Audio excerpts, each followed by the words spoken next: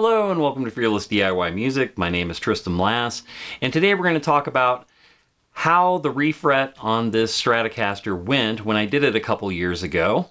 And things did not go well, so I thought that we would go over some things to pay attention to when you're doing a maple neck guitar such as this one.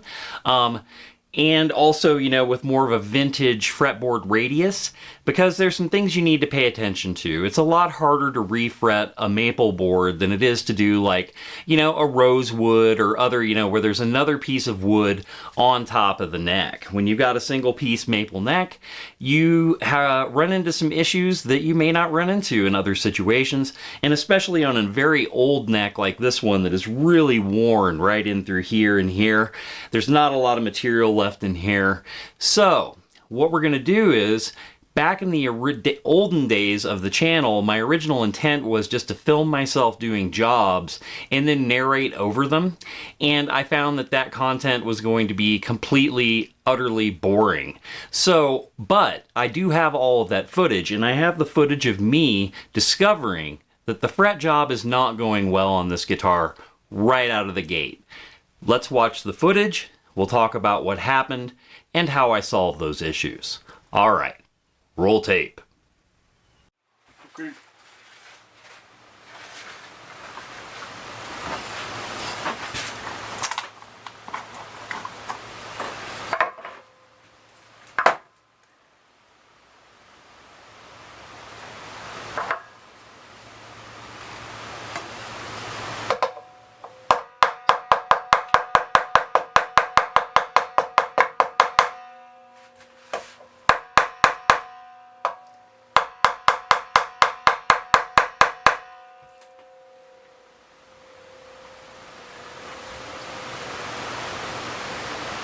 Not seating at all.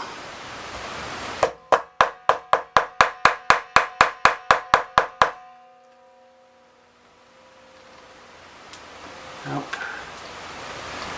That is a mission fail on that. Even with all that.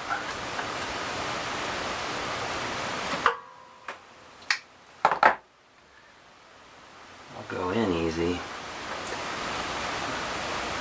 They're not gonna stick.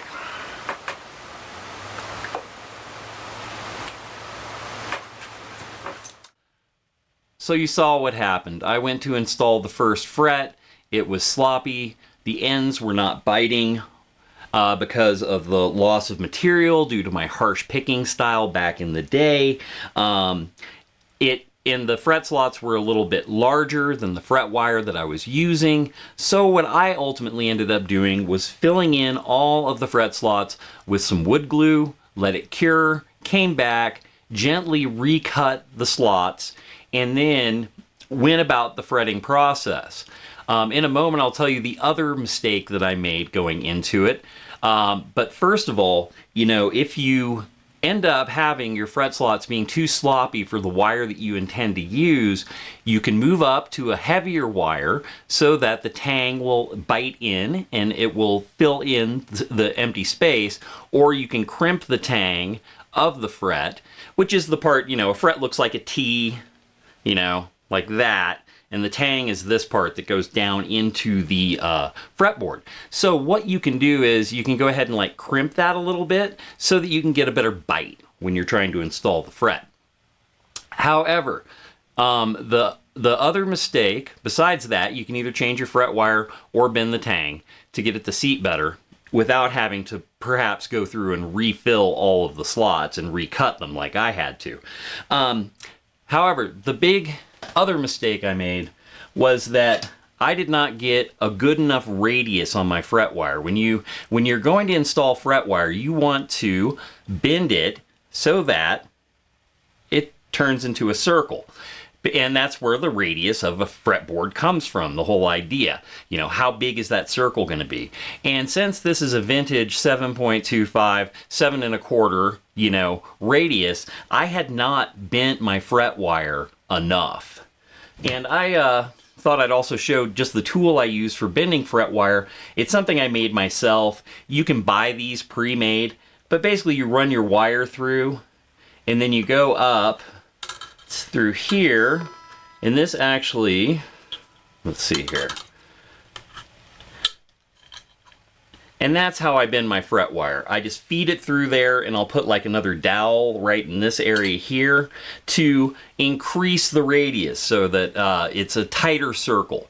Not increase the radius, but decrease the radius to make it tighter, i.e. giving it more bend. And what I had done going into this is I had not made my radius nearly tight enough on my wire. So my wire was going to splay out on the ends. It's a really common thing to have happen. So make sure that you overbend your wire. It's better to have it overbent than underbent. Underbent, the ends of the frets just go up like that when you're hammering them in. If you're using a press, you're not going to have so many issues, but I do it the old school way. I just hammer in my frets. So just some things to pay attention to if you're going to undertake a refret on a vintage maple neck, or a maple neck that has a, anywhere from a 7 7.25 to, like a 9.5 or whatever, fretboard radius. You want to make sure that you overbend your wire. You want to make sure your fret slots are going to be tight enough to take the tang, and do whatever measures it takes to make sure that those two things happen. You don't want to end up in the boat that I was in back in that old footage where you go, mission fail. All right. Well, thank you so much for watching. If you've watched the video to this point, please hit like and subscribe, share, and leave a comment. Have you run into this issue or other fretting issues that, you came up with a solution for, and have advice for those who watch this video? Leave it down in the comments. Love to see it. All right. Like, share, subscribe, and we'll see you next time.